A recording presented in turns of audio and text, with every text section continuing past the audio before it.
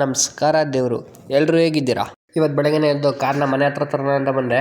ನಮ್ಮ ಮನೇಲಿ ಅಕ್ಕಿ ಇರಲಿಲ್ಲ ಅಂದಿದ್ರು, ಅದಕ್ಕೆ ಅಕ್ಕಿ ಹಾಕ್ಸ್ಕೊಂಬರೋಣ ಅಂತ ಮಿಲ್ಲಿಗೆ ಹೊರಟಿದ್ದೆ. ಈ ಭತ್ತದ ನೇಮ್ ಬಂದು ಜಯಶ್ರೀ ಭತ್ತ. ಕಳೆದ 5 ವರ್ಷಗಳಿಂದ ಇದನ್ನೇ ಬೆಳೀತಾ ಇರೋದು. ಒಂದು ಚೀಲದ ತೂಕ ಬಂದು 75 kg. ಅದನ್ನ ತಗೊಂಡು ನಾನು ನಮ್ಮ ಅಣ್ಣ ಕಾರಿಗಿಟ್ವಿ. 10:30 ಆದರೂ ಇನ್ನೂ ತಿಂಡಿ ತಿಂದಿರಲಿಲ್ಲ. ತಿಂಡಿ ತಿನ್ಕೊಂಡು ನಮ್ಮ ಆಂಟಿ ಗ್ರಾಮ ಪಂಚಾಯತಿ ಕಡೆ ಬಿಡು ಅಂದರು. ಅವ್ರನ್ನ ಬಿಟ್ಟು ಬರಬೇಕಾದ್ರೆ ನಮ್ಮ ಫ್ರೆಂಡ್ ಸಿಕ್ಕರು. ಅವ್ರನ್ನ ಮಾತಾಡ್ಸ್ಕೊಂಡು ಮನೆ ಕಡೆ ಬಂದೆ.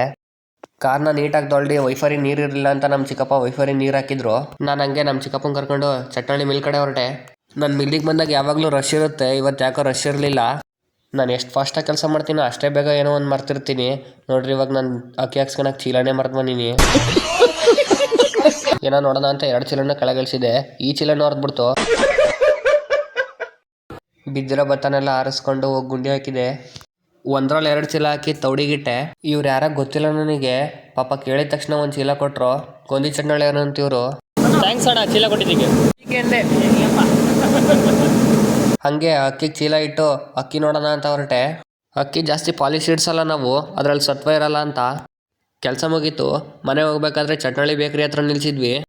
ಅಲ್ಲಿ ಬಂದು ಪಪ್ಸು ಮತ್ತು ಜೀರಾ ಕುಡಿದು ಅನ್ಸೋಡಿಲಿ ಪೆಟ್ರೋಲ್ ಹಾಕ್ಸ್ಕೊಂಡು ಮನೆ ಕಡೆ ಬಂದ್ವಿ.